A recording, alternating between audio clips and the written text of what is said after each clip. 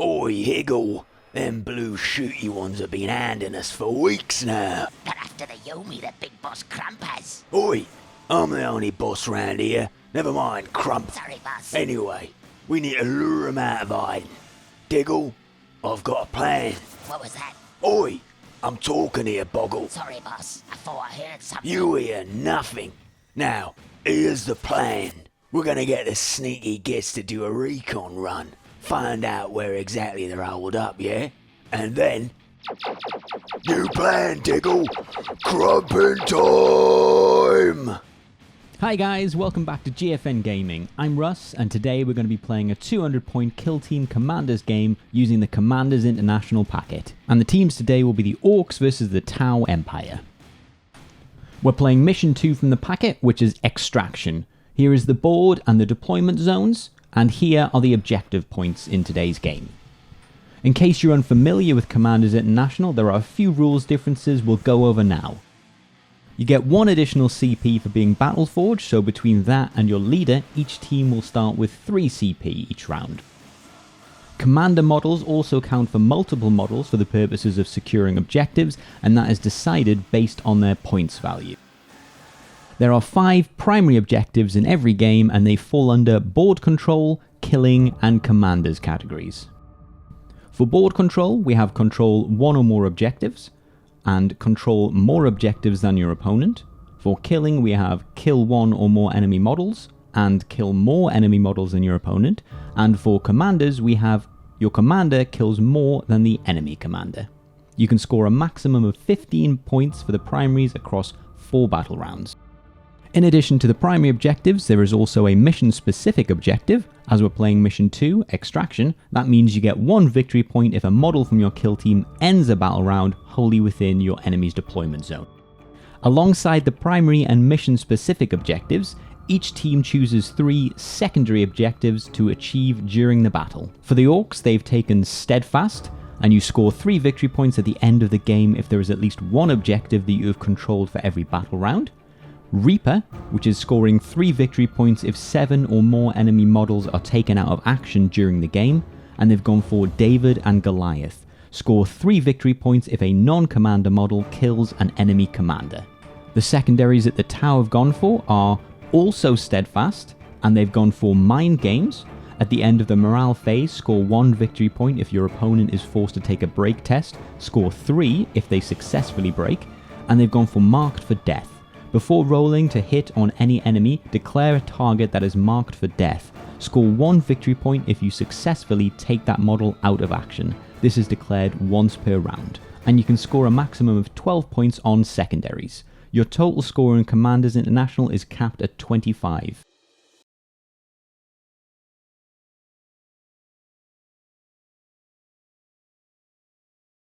Commanding the Orcs today is the Orc War Boss. He's equipped with a custom shooter and a power claw. I think the big chopper is actually much better at flat 2 damage and with no negative to hit, but this is how he's modelled. He'll be taking Fortitude to get that 6+ shrug.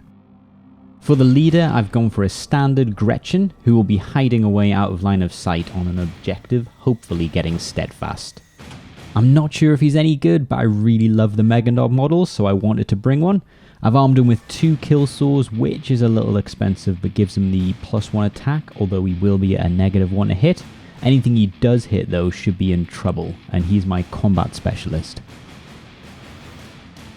Next I have an Orc Nob. I think in future I'll actually paint up some more of these and have an elite-ish team of mainly these Nobs. His stat line's pretty good. He'll be my veteran, with Big Chopper. I then have a Commando Boss Nob for the extra wound really, and heals my Scout. No fancy loadout, just a Slugger Chopper combo. And his Scouting power will be another Commando. Again, bare bones, just Slugger and Chopper. I have an Ammo Runt who will be hiding out on the home objective and giving a nice reroll to the next model I brought, which is an Orc Boy Gunner with Big Shooter. Making up the rest of the list are 4 Slugger Chopper Orc Boys. And that's the Orc team, Captain Crump's boys. They will be Evil Sons today for that +1 to advance and charges. And now let's have a look at the T'au Empire's team. Commanding the T'au today will be an Ethereal. Basic loadout, no drone and the honor blade. He's actually not a slouch in combat. 3 strength 5 attacks hitting on 3s is pretty decent. His leadership, I would normally go for strategist for the +1 CP, but I've got a lot to remember today and I'd likely forget. Their leader will be an XV8 crisis suit. I've loaded him up with some goodies, so he has a burst cannon and a fusion blaster, and because I want him to live, I'm giving him the shield generator for that 4-up invuln. Next is the scout stealth suit. I've loaded him up with a fusion blaster also. I then have my comms specialist, and he is a fire warrior and he'll be looking after the tactical support turret. I'm not trying to tailor, but this is obviously very good against the Gretchen leader, but we'll see how it goes, I guess. Next up is a slight proxy. He is my Pathfinder rail rifle sniper. It's a pretty decent stat line for the rail rifle, so seems like a good addition, apart from the ever swingy D3 damage. I then have another 2 stealth suits, and these are loaded out with burst cannons. I really wanted a mobile feel to the kill team, and the 3 stealth suits give me a lot of units that can't be easily tied down. Next up I have 3 breaches. Not as maneuverable as the Pathfinders, but I do have my stealth suits, and the breaches do get a better save. And finishing off the list, I have 2 shield drones. Seen a lot of kill teams doing well using a ton of these, so might need to get a few more painted. And that is the Nivalis Enclave kill team. They'll be running as T'au for that ridiculous Overwatch. So those are the teams, now let's get into the game. And now for the deployment roles. Orcs get an 8 and T'au get a 6, so T'au will deploy first.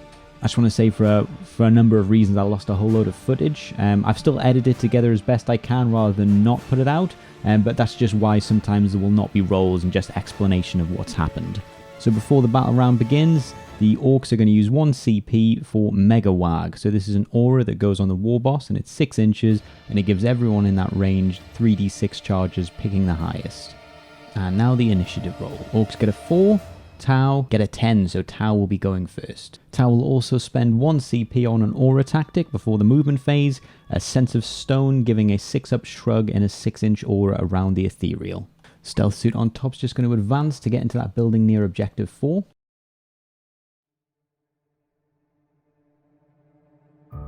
Breacher here is also going to advance, as is the stealth suit getting closer to objective 3. The Breacher and the T'au Ethereal and his drone are just going to move up, and the Crisis suit is going to advance, getting a 6, so he's going to place himself right on objective 3. Breacher over here is going to advance as well just to get closer to objective 4. Here's a recap of the T'au movement phase. On a big charge, this Mega Knob can actually get into the Crisis suit and he's out of line of sight, so he's going to give that a shot. 3d6 because of the aura, plus 1 because of Evil Sun. So that will be a 12-inch charge and he absolutely gets in. The Orc boy next to him is going to charge as well, getting a 13 and he gets in as well.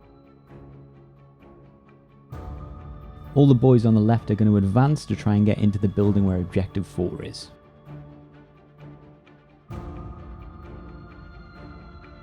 Commando Boss Knob is also going to advance and he's going to take objective 3.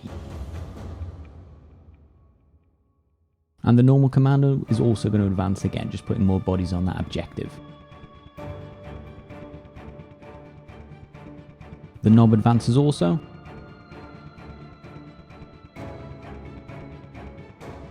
As does the Warbot. The Ammo Runt, Gretchen and Big Shoot are all going to ready. And here's a recap of the movement phase. Because of the aggressive movement of the Crisis suit and some big charges from the Orcs, there's going to be combat turn 1, so we'll see how everything pans out. Needing to shift the Commando Boss Knob, they're going to mark him as marked for death. Starting with the T'au shooting, and this model here is going to shoot all the way across here at the Gretchen out of line of sight. He gets 1 hit and does wound, but the Gretchen actually makes his 6-up save. Big Shooter fires but doesn't wound the Ethereal and then use Daka Daka Daka for 1 CP to give it another shot, but also fails to wound the second time. At this point I realise that they're Evil Sun, so they get that +1 to advance and charges, and I just move everyone that can do up 1 inch. The burst cannon stealth suit takes 1 wound off the commando boss knob, leaving him on just the 1. The war boss takes a shot at the sniper, but the drone intercepts the wound and gets destroyed instead. Worth a victory point for marked for death, the sniper will then shoot at the orc. He wounds, but is just a flesh wound.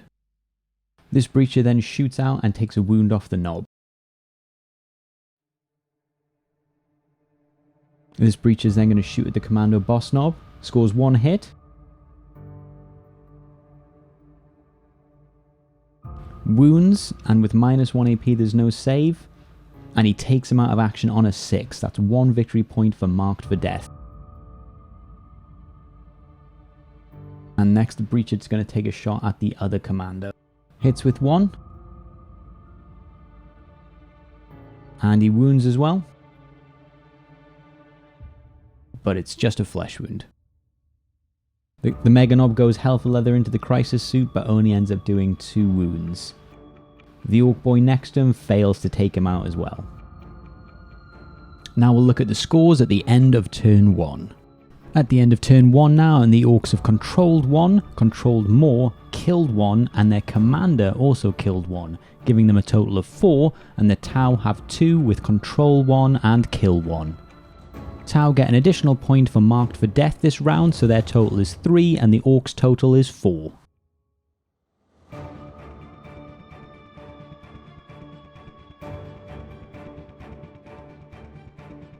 Now let's move on to turn 2. Orcs win the initiative roll, so they'll be going first. The Orcs are going to once again use the Mega Warg tactic for 1 CP. The Orc Knob declares a charge on the crisis suit and the breacher is going to overwatch. And he gets 1 hit. And he wounds on a 5. And he makes a save on a 5. And he makes a charge on a 10. Only rolled the 2, here's the 3rd. The war boss now declares a charge on the stealth suit, who will retreat 3 inches, making the charge longer. Fails the charge, but will reroll. But gets even worse. You'll still use the movement to move towards him though. Orcs on the left flank will again advance to get further into the building. The Orc near objective 4 also charged up on the stealth suit. And the Orcs on their home objective are just going to ready up. Outside of the aura, the commando is going to try and charge the ethereal. Fails the first one but can reroll, and makes it on what would be a 12-inch charge. And here's a recap of the movement in the Orc phase. This breach is just going to move into this building so we can get clean line of sight. The stealth suit's just going to advance and hop onto objective 4. This breacher is going to move to block in the Orc war boss, and this breacher is going to advance towards objective 1 but doesn't quite make it. Turret and the sniper are just going to ready. And here's a recap of what happened in the movement phase. The T'au are going to mark the Gretchen leader hiding in the building over here as marked for death. Orcs shooting first, and the big shooter is going to fire across into the stealth scout. Hitting once, and it's a wound on a 4. And then I remember the ammo runt reroll, but it misses anyway, and he makes a save on a 6. T'au's turn, and the turret is going to fire all of its shots into the Gretchen leader out of line of sight, hitting on 6s. Strength 5, wounding on 2s. No AP, so a 6-up save. And he's taken out of action on a 5. The T'au sniper is now going to put his shots into the Orc war boss. He wounds with 1 and does D3 damage, doing the big 3. The breacher is now going to shoot into the Orc war boss. 2 shots at this range. Hits with 1, but fails to wound. Because of his pointy banner, this breacher can see and is also going to shoot into him. Just 1 shot though. And he misses on a 3. This stealth suit's going to try and take out the Orc gunner. This is going to be 4 shots hitting on 6s. He wounds on a 6, but the gunner saves on a 6 as well. This T'au breacher in the far left corner is going to shoot into one of the Orcs in the building. Hitting once, but failing to wound. And now the Fusion Blaster Stealth Scout is going to take 1 shot at the war boss. He hits on a 6, And it's a wound on a 5. This will be -4, so no save, and straight d6 damage. And it's 3, exactly the right amount of wounds to take him out of action. At this stage, the orcs are going to use just a flesh wound. This means that for 2 CP they can use this tactic, and on a 4+ they will suffer just a flesh wound instead of being out of action. Sounds a lot like Death Denied, which for 2 CP means that Space Marines just get it, whereas the orcs get a 50-50 chance because of reasons. And on a roll of a 6, he is fine. And at this moment is when I realised I had Fortitude, so now I make all the Fortitude saves. But he fails them all, so, you know. At the start of the fight phase now, and the T'au Ethereal is going to use Decisive Strike to try and take out that commando before he can strike. 3 attacks hitting on 3s. Strength 5, so wounding on 3s. No AP, so he does get a 6-up save. He fails both saves. And because of his flesh wound, on a roll of a 3, he is taken out of action. And he's going to consolidate towards the action. The Orc Knob now is going to try his luck against the Crisis Suit. 3 attacks, hitting on 3. He hits 3 times and wounds 3 times, and the Crisis Suit fails all 3 saves. He then gets double 6 on the roll to take him out of action. The Orc on objective 4 is now going to strike against the Stealth Suit. But he misses every time. Now the Stealth Suit strikes back, hitting on 5s, but fails to wound. Combat phase done, and we'll look at the scores now. But before that, a quick break check on the Orc War Boss. Gets a 5 and he's fine. End of turn 2 now, and the scores are completely reversed. The T'au now have control 1, kill 1, and kill more, and also their commander killed more, giving them a total of 4, and the Orcs have just 2 with control 1 and kill 1. T'au will also get a victory point for Marked for Death, bringing their total up to 5, and the Orcs' total for turn 2 up to 2. The score now is 6 to the Orcs, 8 to T'au.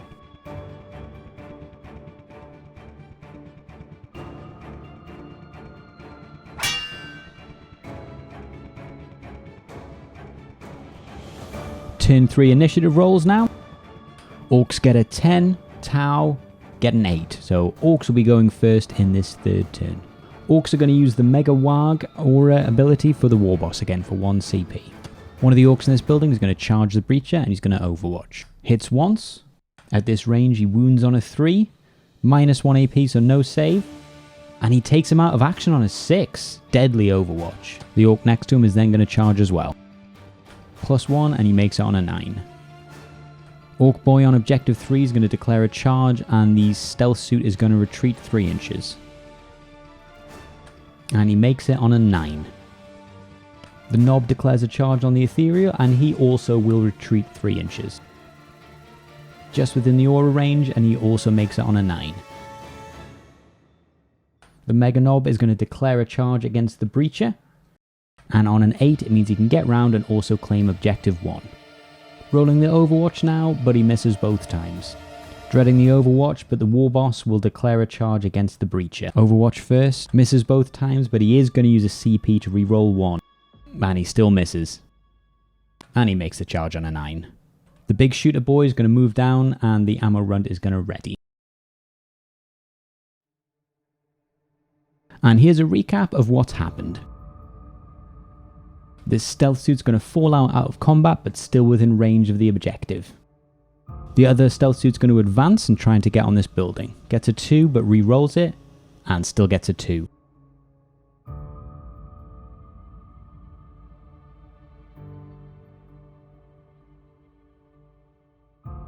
And here's a recap of the T'au movement phase. Needing to get rid of him, they're going to mark this knob as Marked for Death. Turret's going to shoot at the Orc Gunner out of line of sight. Hitting on 6s. And he wounds on a 5. No AP, so he will get a 6-up save. And he's out of action on a 6, on his own dice no less. Turns out this sniper has no line of sight, so we'll move on to the other models. Orc Boy's going to shoot his pistol, but misses. 4 shots from the Stealth Suit Burst Cannon, all miss as well. Moving on to the fight phase now, and we'll start with this charging Orc near objective 4. 3 attacks hitting on 3s. And wounding on 3s. Fails his save. And it's just a flesh wound. Getting worried about Reaper now, so we're going to use a CP and re-roll that injury roll. And we get him on a 5. And we'll consolidate towards the objective. Orc boy on the stealth suit now. This will be 3 attacks hitting on 4s because of the stealth suit's hard to hit. Which of course I clearly forget here. Anyway, that turns into 1 wound. Mega Knob's going to try and get his first kill of the game with this breacher. 5 attacks hitting on 4s. Oh no. He does at least wound on a 6, this will be no save and flat 2 damage, and he does take him out of action. The war boss is now going to try and take out the breacher. With his flesh wound and the power claw, this is going to be 4 attacks hitting on 4s though. Don't do this to me. Looking to get that David and Goliath payday, the Knob now is going to attack the ethereal. He's going to need to get a few attacks through because that drone is still nearby. 3 attacks hitting on 3s. Come on, man. He does at least wound, and he does fail the save, but he will pass these 2 damage on to the drone as 1 mortal wound. And the drone is killed. Swinging his honor blade above his head, he will now claim this Knob's life in the name of Combat T'au. Hitting on 3s. That's 2 hits. Wounding on 3s. And that's 2 wounds, no AP, so this will be a 4-up save for the Knob. And he makes it on double 6. This combat continues. Stealth suit hitting back, this is 2 attacks hitting on 5s. Wounding on 4s, and it's a failed wound. And now, a T'au breacher might kill an Orc war boss. Fails to hit. They're going to use their last CP because this could be epic. And the dream has died. That's the end of turn 3, and now we'll look at the scores. At the end of turn 3 now, and the Orcs have 5 and the T'au have 3. Orcs controlled 1, controlled more, killed 1 and killed more, and they also got the mission specific. T'au have controlled 1, killed 1 and also have the mission specific. No one got any secondaries this turn, so the scores at the end of turn 3 are neck and neck with 11 each. Moving on to turn 4, the final turn. And the final initiative roll. Orcs get an 8. And the T'au get a 9. Stealth suit's going to fall back from combat onto objective 3. Stealth suit on objective 4 is just going to ready up, as will the sniper. Stealth suit on the bottom left is going to drop down to get line of sight on the ammo runt. And here's a quick recap. So I make a mistake, and obviously this Orc can't charge, but I charge him. The Mega Knob is now going to charge the stealth suit on objective 3. Misses on the Overwatch, and he makes it in on a 7. Orc in the building is going to charge the stealth suit at objective 4. Overwatch first. Hitting once, but fails to wound. The T'au will use a reroll to try and get that wound though. And they do get it on a 5. 6-up save, which is failed, but it is just a flesh wound. And the charge is made. The other Orc boy in that building advances and pops up on objective 4, but then moves down out of line of sight, but still within objective range. Onto the shooting phase, it turns out this Pathfinder again doesn't have any targets, so we'll move on to next shooting. Here's a quick run around of the board. The T'au have a plan here, but it's going to have to all go well, so the turret is going to fire at that Orc on objective 4. That will mean it's contested and they can claim it if they win combat. This guy should kill the ammo run, in which case they've got the home objective as well. Hitting on 6s, and there's nothing there. Orcs are going to use a 2 CP strategy, bring them down to 0 CP for mech special stick bombs. This means that the grenade goes to a D3 from a D6, but it does add 1 to its strength and damage. So this is another area where I lost a bit of footage. What happens is though, the ammo runt rolls a 1 for the D3 and then misses, so nothing happens there.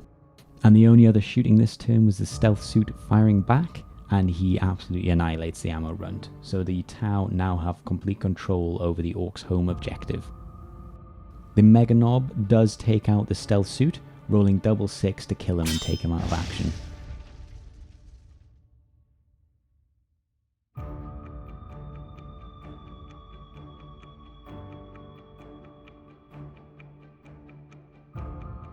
The Orc boy on objective 4 hits once, but fails to wound.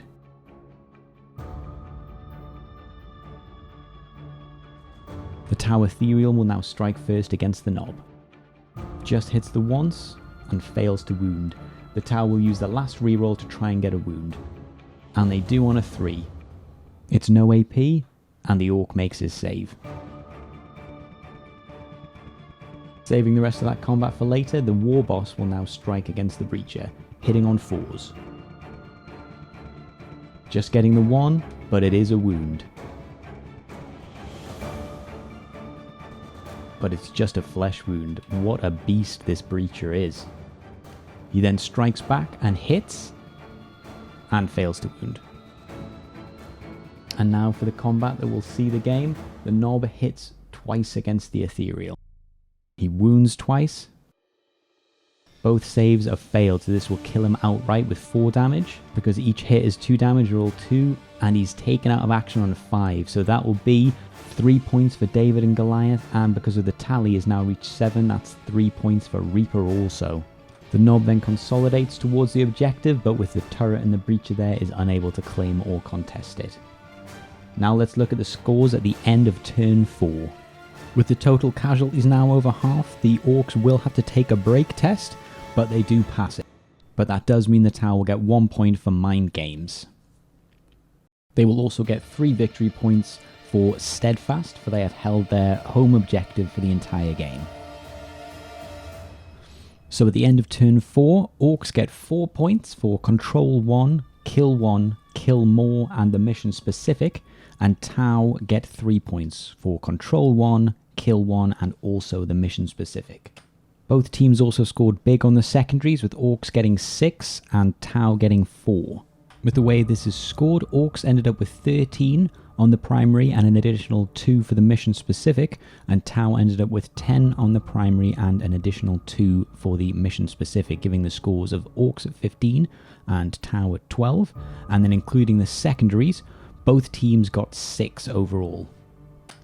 Which means the scores at the end of the game are 21 to the Orcs and 18 to the T'au.